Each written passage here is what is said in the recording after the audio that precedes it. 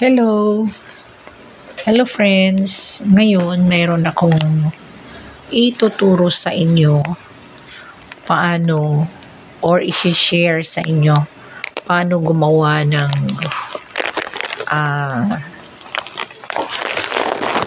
yema tart. Masarap yung yema tart at saka pwede rin itong pangnegosyo. So ngayon, ang ituturo ko sa inyo paano gumawa ng crush. Ito yung kanyang mga sangkap. Let's start. So, 3 cups ng all-purpose flour. Lagyan mo siya ng 3 tablespoon ng sugar, 1/4 teaspoon ng salt, at saka isang pack ng butter. Pwede rin namang kahit anong klaseng butter. Pero itong ginamit ko ay buttercup, salted. Salted siya. Pwede rin siyang unsalted. So, paano yun? Ganito. So, una ay ating ilalagay ang buttercup. Ayan. Ito kasi meron ng asin at saka meron na rin asukal. Pinakita ko lang kanina kung ano yung mga sangkap. Ayan. So, next is ganyan. Mamasahin ninyo. Ayan. Mamasahin natin, guys. Ayan. Ayan.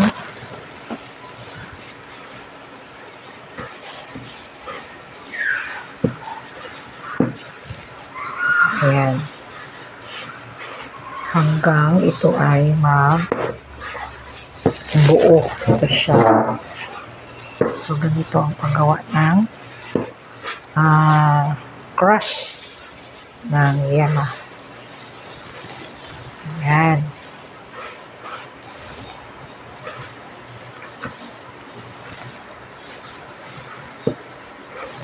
Guys, halu-haluin mo lang hanggang magdikit yan sila lahat.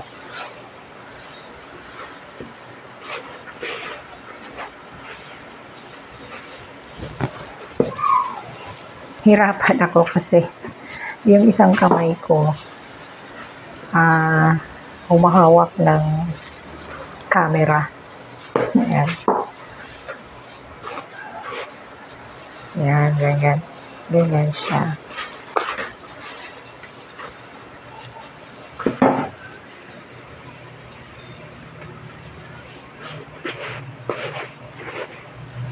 Yan, guys.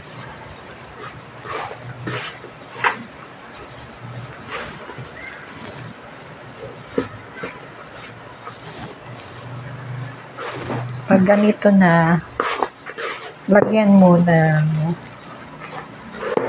isang pirasong itlog. Large. Ito. Isang pirasong itlog.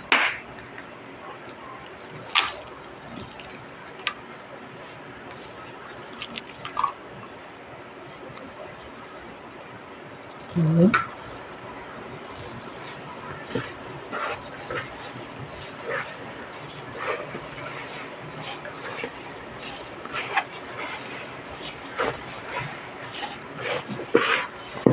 Yan.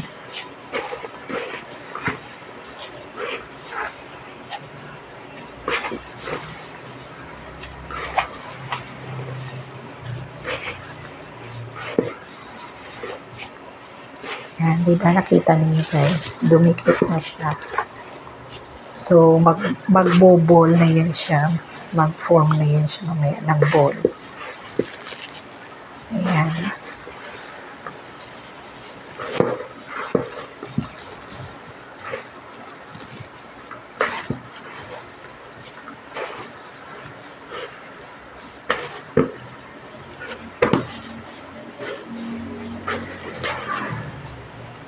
Ayan guys. Ayan. So, pwede na ito guys. Pwede na ito friends.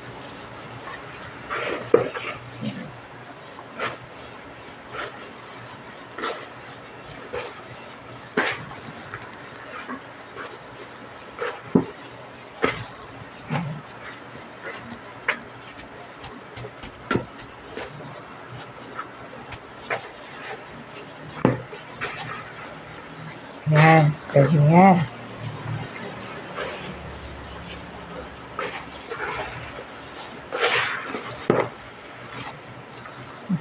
Sumasayaw yung ano ko,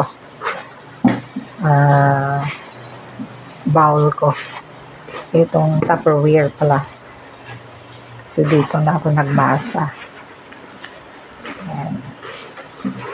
Anyway, pwede naman ito, pwede na.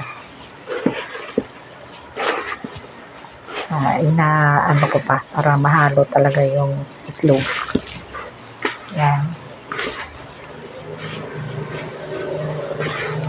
Yan.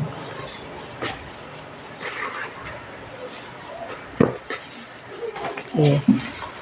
So, isi-set aside. Yung filling naman niya ay ito. Isang lata ng condensed milk. Kahit anong brand pwede. At 3 egg yolk. Alisin niyo yung white. Yung egg yolk lang ang ilalagay. Tapos, isasalang ninyo sa kawali. Yung lutuan ninyo. Huwag masyadong malakas ang apoy. Ilagay ito sa kawali. And then, ilagay mo na rin yung egg yolk. Haluin sila. Lagyan mo rin ng vanilla. Ito. At saka, butter.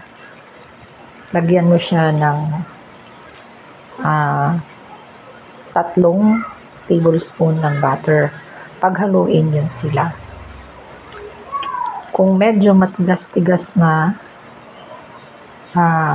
hindi naman masyado ganong katigas, lagyan mo ng 2 kutsara or 2 tablespoon ng cornstarch para hindi siya basa, no? Pag nilagay mo na siya sa kanyang crust. Ganun ang pagluto. At kung gusto mo rin sa pagkain na may malasahan o makagat-kagat ka na mga nuts, lagyan mo siya ng 1/2 ito, walnuts ito, hindi pa na i-chop mo siya at ihalo mo doon hanggang sa medyo para na siyang candy. Huwag naman masyadong matigas, no? Baka may magiging candy na nga na matigas. Ayan. Tapos, ito yung gagamitin ko na ano niya, hulmahan niya, yung shell tart. Una-una dyan is i-brush mo siya ng oil. Yan, brush ka ng oil para hindi tawag nito, dikit yung crust, no, na ilalagay mo dito. So, mga 1 kutsara. So, ganito, friends, 1 kutsara. Ito na yung ginawa kanina. Ito, mga 1 kutsara. At ganito lang naman. Refresh mo siya. Ano mo pa ito siya. Dadampi mo ng flour. Idampi mo siya ng flour. Idadampi mo ng flour. Kunwari, kasi hindi ako nakaredy ng flour. Kunwari, ito yung flour. Gano'n mo lang yan siya. Dadampi mo. And then, ilalagay dito Anong dahilan bakit idampi mo siya na flour? Para hindi magdikit, madali lang yung pag-uha mamaya.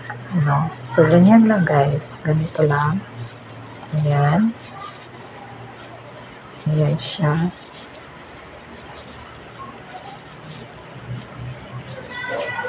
Ayan. Hirapan talaga ako. Kasi wala kasi mahawak na kay cellphone ng camera. Isang kamay lang. Ayan, ganyan. Ganyan, friends. Yan. So, ganyan siya. Ayan. Pagkatapos, tusukin natin ng tinidor. Ang dahilan yan, para madaling, para yung mga walang tawag nito, hangin na bubuo at madali siya mamayang tanggalin. Ayan. Ayan na. So, ganyan ang labas niya, friends. And then, after that, pag nagawa mo na lahat, i-bake mo. Isasalang mo sa oven for 20 minutes. No? For 20 minutes.